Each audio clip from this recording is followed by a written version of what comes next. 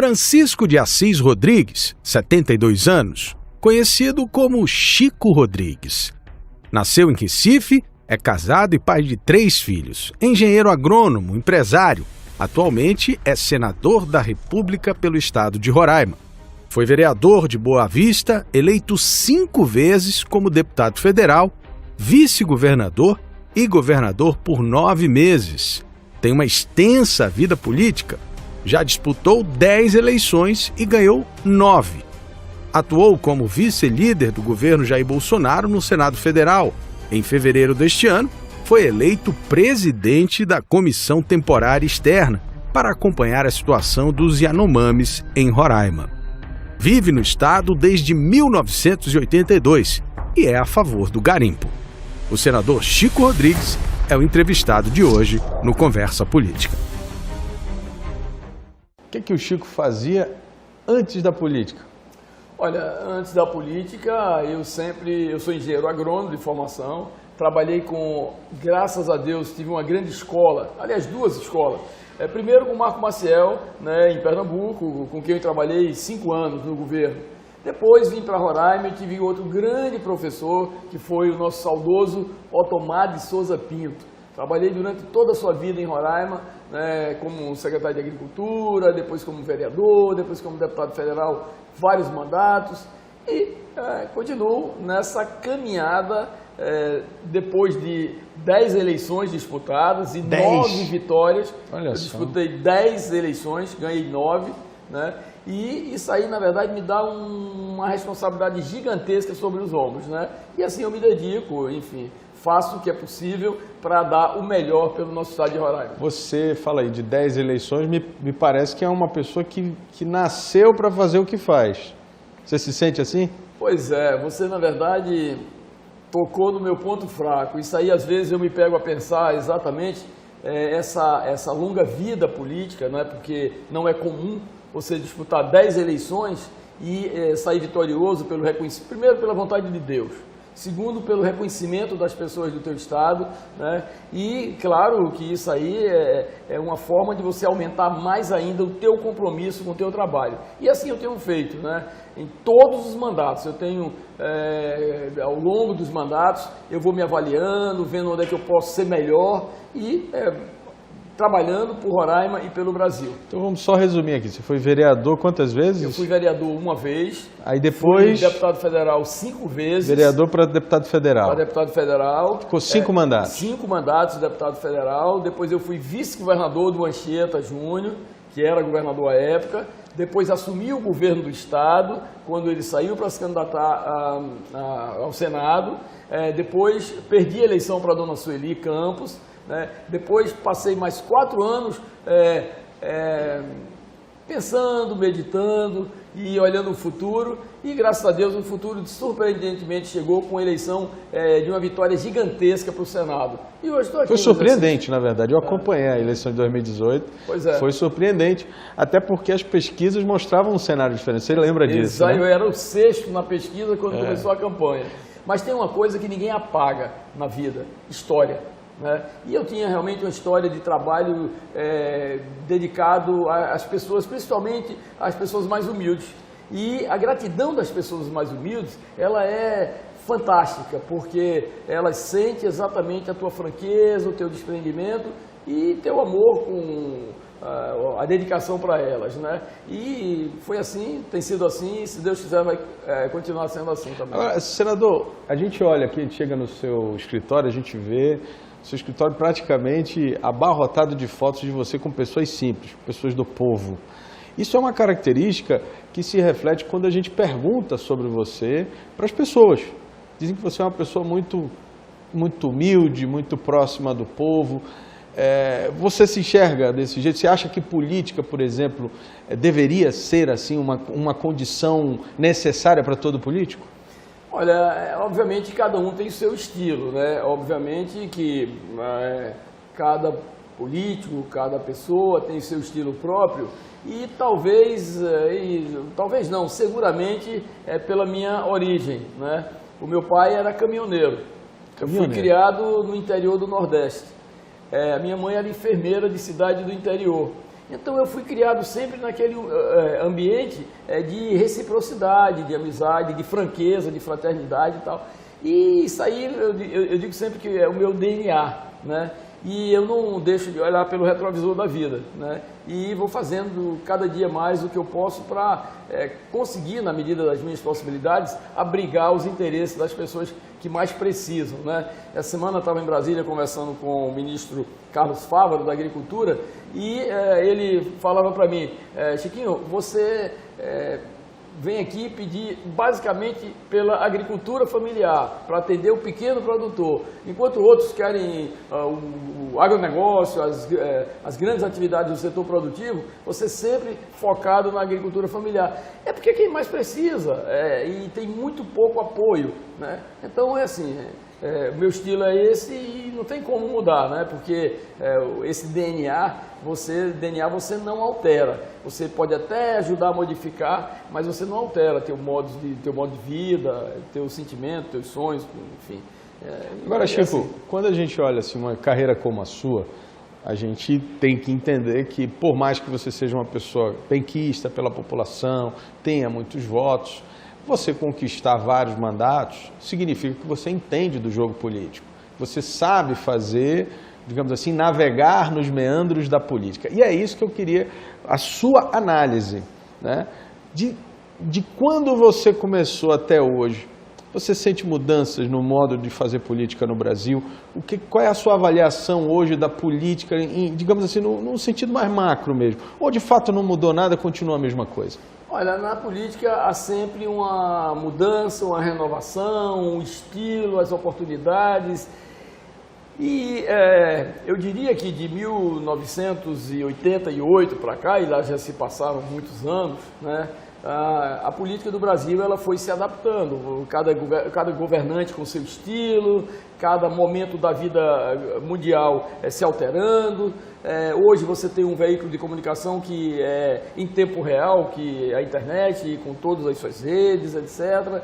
Então, o político ele vai se acomodando e se adaptando. Agora, tem uma coisa que ninguém muda, como eu disse, é o teu estilo próprio, é o teu jeito jeitoso de tratar, de fazer as coisas e de não mudar a tua... Não tem como mudar a tua personalidade, né? Então, muitos, na verdade... procuram modificar a sua forma comportamental na base política, na convivência com os pares, né, com os outros colegas políticos, né? Mas eu sou isso aí, a mesma coisa sempre, claro, só modificando. Mas eu digo assim, mais no sentido da política. Por exemplo, em 88, nós tínhamos o sentimento de sair de um processo de regime militar, então o sentimento da população era em relação... Até dizem que a Constituição em si, naquela época, foi constituída no sentido de criar alguns freios para que a gente não voltasse a viver aquilo, né, que a gente viveu antes da Constituição. E hoje a gente vê, quer dizer, um outro momento político, mas eu não consigo enxergar, por exemplo, ao longo desse período de 88 para agora, uma divisão tão grande ideológica como a gente vive no Brasil. Você consegue enxergar isso? Não, exatamente. Você tratou de um tema extremamente recorrente, né, atual. Os partidos, começando pelos partidos, os partidos, na verdade, não têm ideologia. De primeiro, o que tinha mais um viés sólido em relação a modelos de política conservador, outros de direita, de centro-esquerda, era o PT. E com o tempo foi se igualando a todos os outros partidos. Ou seja, no Congresso não tem ideologia? No Congresso não tem ideologia. É uma questão de acomodação em tempo real nas oportunidades. Seja a nível Congresso, de projetos, alterando a Constituição, apresentando as suas PECs, E sempre foi assim, Chico? Sempre foi assim, pelo menos...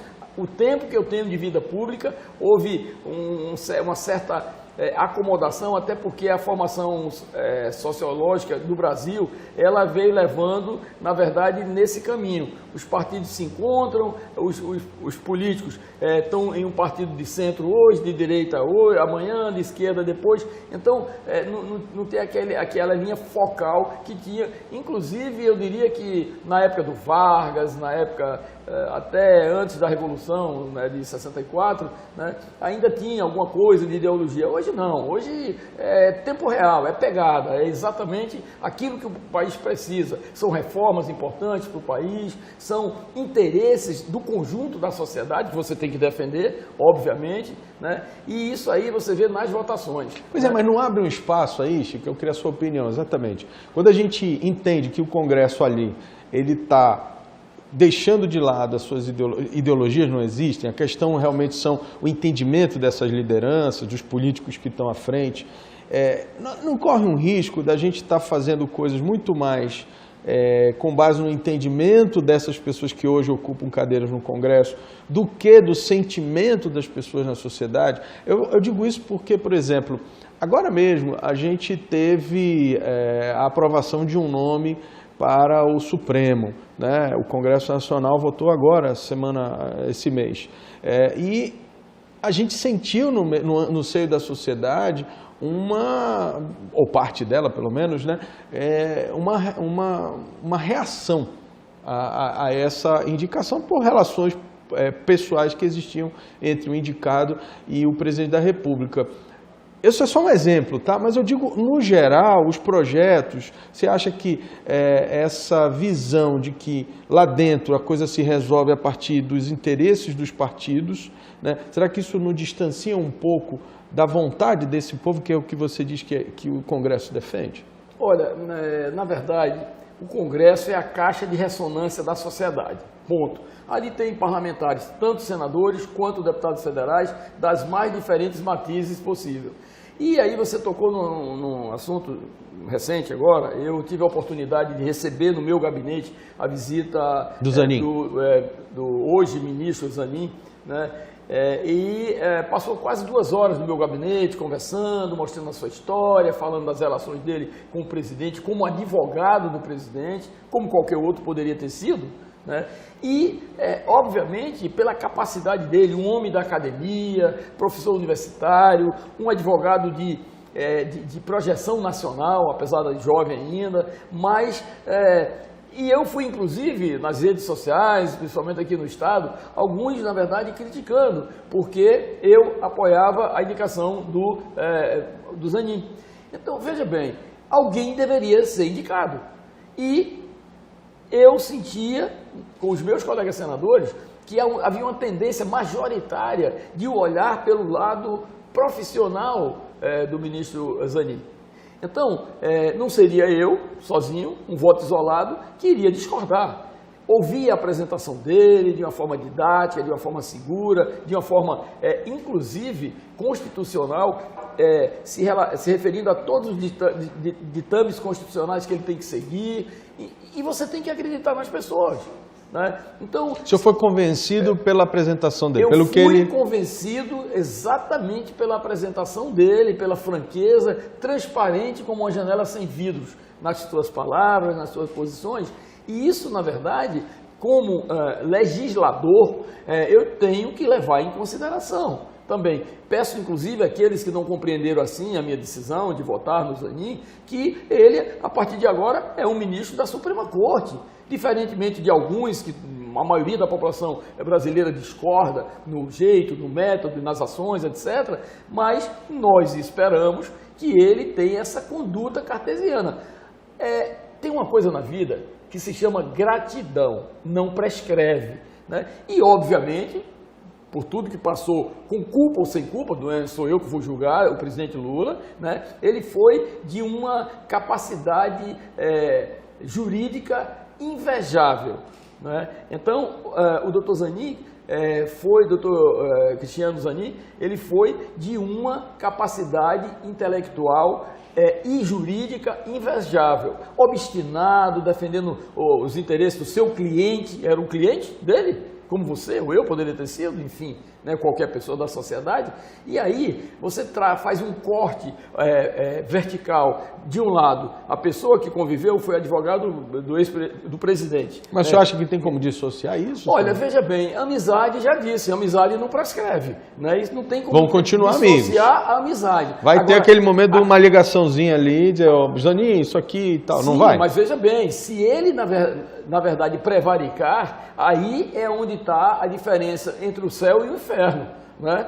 Então nós esperamos que ele assuma uma postura de um magistrado consciente, ele está na mais alta corte da justiça do país, e isso é fundamental para que ele exerça com absoluta isenção o seu mandato ali, né, no Supremo Tribunal Federal. É isso que nós esperamos, seja ele ou sejam os outros que ali estão, e às vezes, de uma forma visível, clara, conseguem insatisfazer a população brasileira com decisões monocráticas, enfim. Né? Então, eu particularmente acho que é assim, você tem que dar o benefício da dúvida, o crédito, né? E assim foi que ele foi indicado, ele foi apresentado ao Senado, os senadores fizeram a sabatina, depois vai para o plenário e ele foi aprovado por 58 votos de 81 senadores e com 4 ou 5 que estavam ausentes, estavam em viagem no exterior.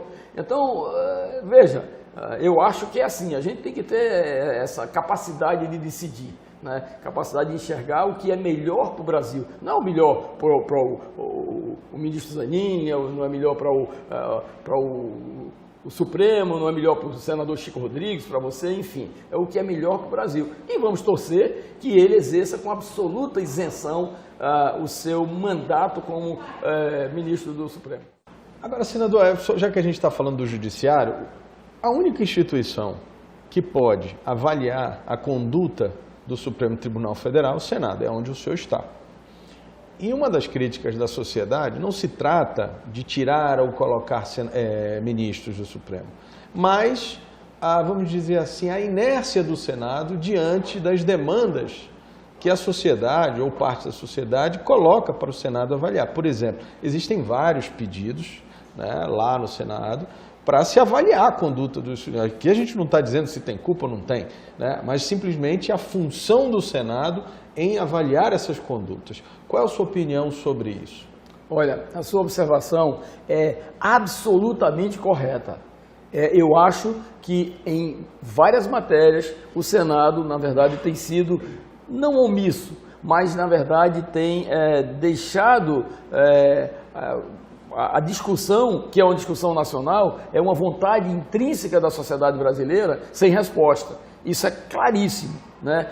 Obviamente que nós temos um presidente do Senado, né, o presidente Rodrigo Pacheco, que é um advogado da mais alta estirpe, né, é um jurista que tem um conhecimento da Constituição profundo, né, reconhecido no Brasil inteiro, e como presidente do Congresso Nacional e do Senado da República, ele tem recebido demandas, seja da sociedade, seja dos parlamentares, em relação aos ministros do Supremo, e tem justificado tecnicamente que não tem fato determinado jurídico que possa, na verdade, fazer com que ele impulsione ou ele avance com esse processo. Essa é a decisão dele. Eu não sou advogado, eu sou engenheiro agrônomo. Então, é claro, a gente conhece o lado político, mas o lado jurídico, com a sua minudência, com o seu detalhe, com a sua pureza legal, eu não conheço. Mas nós temos ouvido isso em todas as explicações que o senador Rodrigo Pacheco tem dado e tem convencido, inclusive, grande parte do judiciário.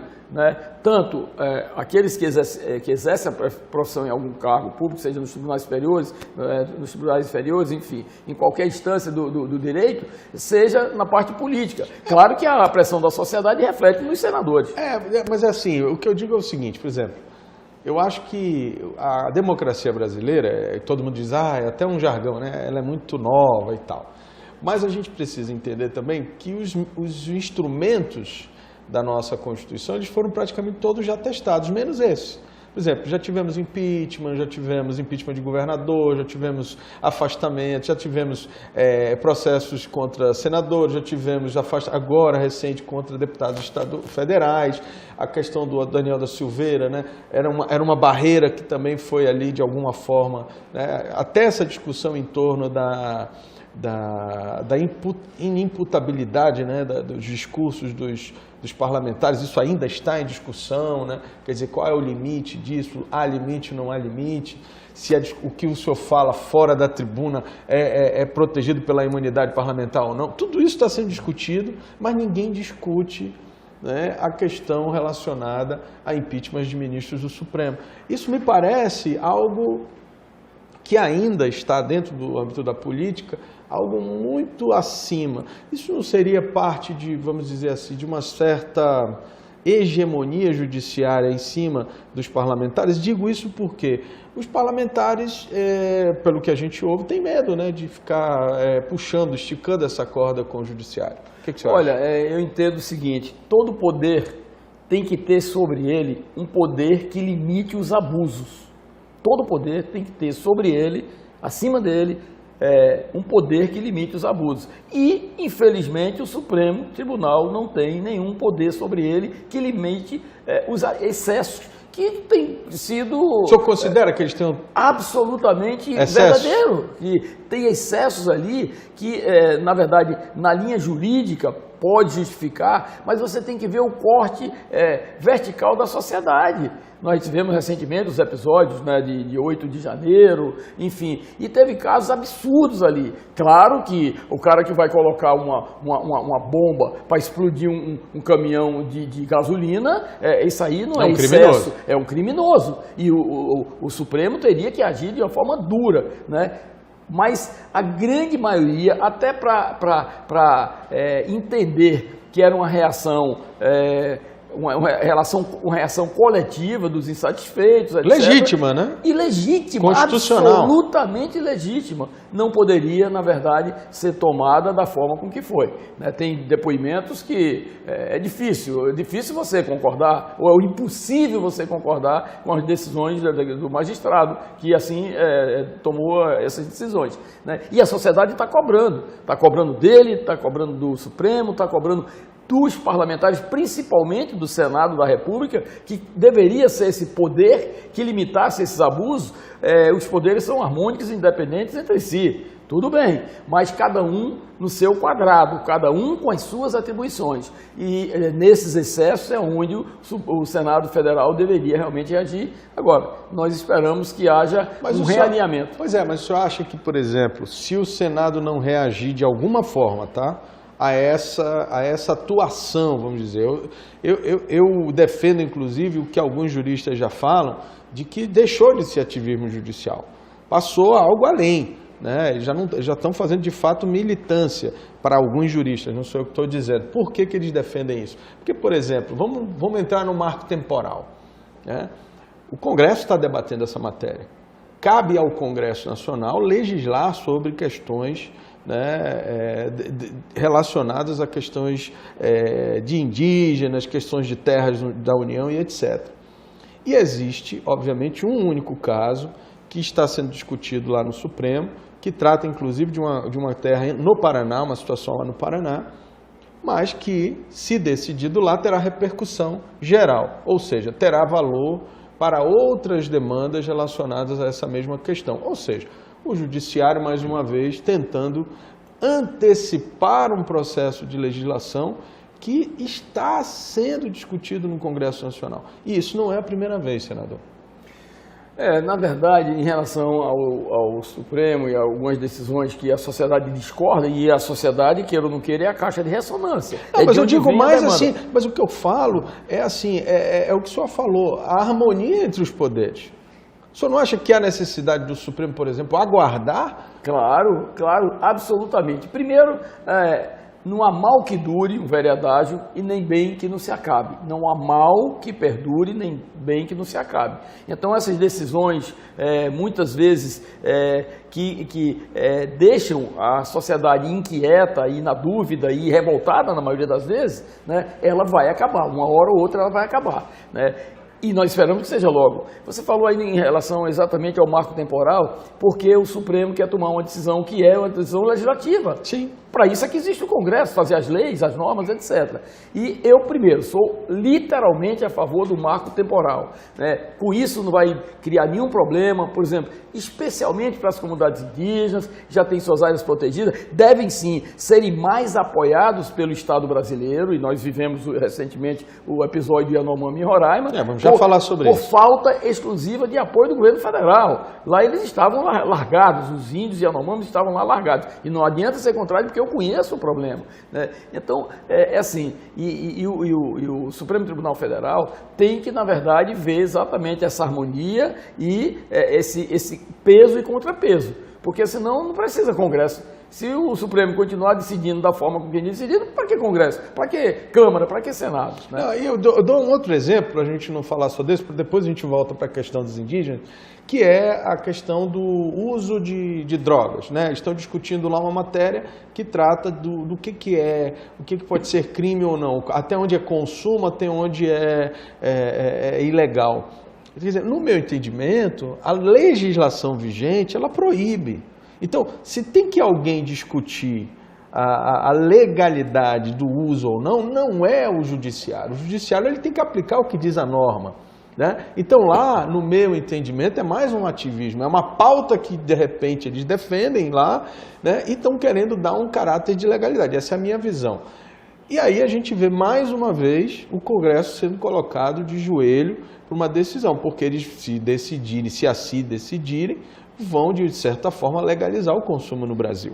Pois é, esse é outro assunto gravíssimo que nós estamos vivendo agora, porque é lógico que a sociedade inteira, o Brasil, não está preparado, diferentemente da Holanda e outros países que flexibilizaram o uso de drogas, etc. O Brasil não, e o mundo deveria ser assim, não está preparado para essa questão de uma concordância da regularização, porque isso é quase como a regularização do uso da droga. Indiretamente sim.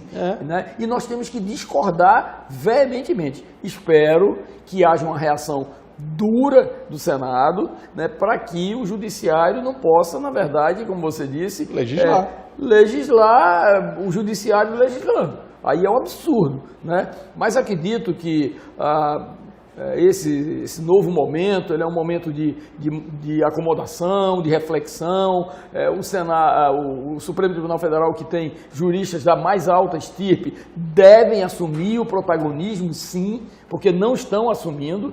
Você veja, e aí nós temos que citar o nome, não poderia me omitir, o ministro Alexandre de Moraes, ele tem praticamente avocado a ele todas as decisões no Brasil em relação a decisões do Judiciário, né, da Suprema Corte. Né? Então, os outros você não vê. Se você perguntar a cada brasileiro hoje o nome de 3 ou 4 ministros do Supremo Tribunal Federal, eu acho que em cada 10, 8 não citam o nome dos demais ministros. Mas Alexandre de Moraes é o primeiro, porque ele está protagonizando decisões extremamente complicadas, né, que, à luz do direito, eu não posso questionar como leigo no direito, mas a nível da sociedade, do sentimento que vem de dentro, do âmago da sociedade, são decisões absolutamente inaceitáveis, né? Portanto, confrontando permanentemente o Congresso Nacional, especialmente no nosso caso, que poderíamos fazer o contraponto, o Senado Federal. Senador, o senhor presidiu a comissão que foi criada lá no Senado. Ela foi mista, não lembro agora. Não. Foi a comissão do Senado, né? E que tratou dessa relação, né, e eu percebi uma preocupação de vocês muito grande, né, de tentar fazer esse contraponto com a narrativa mundial de que é os índios, os indígenas e tal, como se existisse um conflito entre garimpeiros e indígenas, que a gente sabe que não existe, né? Exatamente. E aí eu queria que o senhor falasse um pouco de como foi esse trabalho na comissão.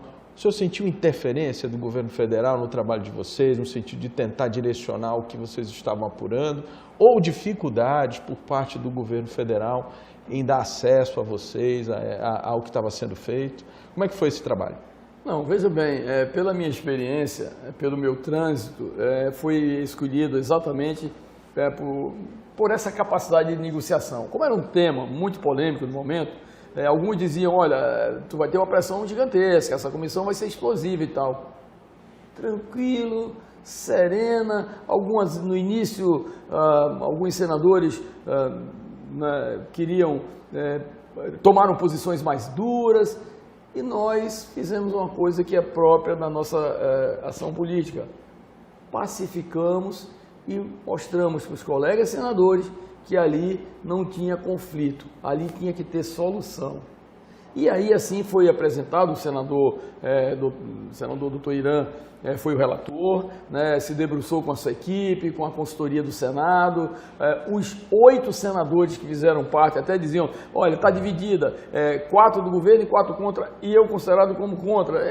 Eu não era contra, eu tinha que ser o magistrado, eu tinha que trabalhar para que a conclusão do relatório fosse aquilo que nós entregaríamos na bandeja para o governo federal, para que pudesse fazer uma adequação e assistir aos Yanomamis de uma forma permanente e ajudar também aqueles brasileiros que estavam saindo da área.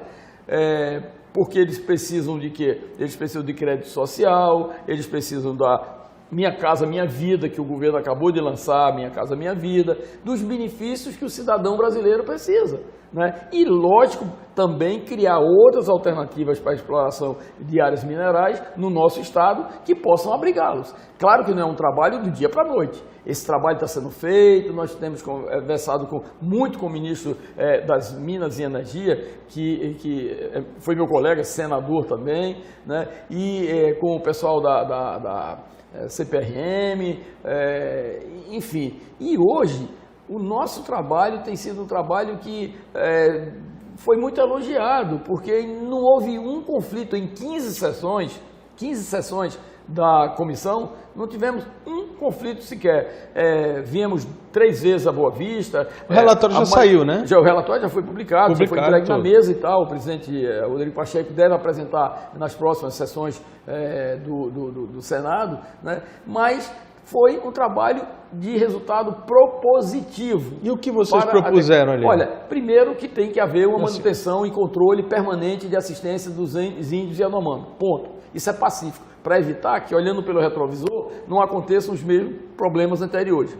Segundo, que o Estado esteja permanentemente fazendo uma calibragem das ações para que possa, na verdade, tanto as comunidades internacionais, que é quem tem o olhão maior para as questões nossas, da Amazônia como todos sabem disso, né? Mas que eles possam também contribuir, porque não? É um interesse global, afinal de contas, essas etnias, somente as mais antigas, elas têm todo um ritual, toda uma curiosidade da comunidade internacional, como nós também temos e defendemos. Né? E outro ponto que foi muito importante é que todos aqueles que estavam nas áreas, seja na área do Surucucus, seja na área total dos Yanomamis, 9.540 quilômetros quadrados, hectares, 9.540 hectares, que é um território maior que Portugal, né? Possam, os brasileiros, os garimpeiros, possam também ser protegidos pela mão generosa do Estado, e não pela mão perversa do Estado brasileiro, né? E aí, apresentando os programas sociais, que eles deverão ter acesso, etc, etc. Então, acho que foi um trabalho tranquilo, sereno e, acima de tudo, responsável e competente com o Brasil. Agora, a gente vê, óbvio, né, uma preocupação muito grande dessa comitiva internacional, da participação das ONGs. Agora o senhor vai fazer parte também das ONGs, né? Não dá para a gente falar disso porque o trabalho está começando, mas o que eu queria pontuar é algo que a gente ouviu muito nesse processo de retirada dos garimpeiros da área Yanomami, como se esse fosse o grande problema. Pelo que eu entendi, esse não era o grande problema. Não era isso que estava causando, digamos assim, essa desatenção ou essa subnutrição dos Yanomamis lá. Pelo menos é o que eu entendi até aqui, né? Mas a gente viu, por exemplo, uma tentativa de criminalizar. A gente ouvia a mídia internacional e nacional, principalmente a mais militante, né, dizer o seguinte: garimpeiro é estuprador. Garimpeiro é bandido. Garimpeiro é bandido? Garimpeiro é estuprador? Eu lhe faço essa pergunta. Absolutamente não. A grande esmagadora maioria são pais e mães de famílias, trabalhadores brasileiros que, por serem tangidos pela oportunidade no Brasil de um emprego, de uma renda, de manter o seu sonho para alimentar suas famílias, eles vão em busca da sorte, em busca de meios que possa financeiramente melhorar a sua vida e da sua família. Portanto, não são absolutamente bandidos. Claro que existem aqueles infiltrados, que esses têm que ser realmente extirpados desse meio, e de qualquer meio da sociedade, né? Mas essas afirmações eu sou literalmente contra. Inclusive, conversei algumas vezes no Ministério da Justiça, consegui inclusive convencer o Ministério da Justiça, o ministro Flávio Dino muitas vezes tem uma posições duras, mas ele tem uma coisa que se chama coerência, né? Ele entendeu esse lado e o próprio Ministério deixou de chamar de bandidos os garimpeiros, eles simplesmente precisavam de uma oportunidade e vão em qualquer lugar, né?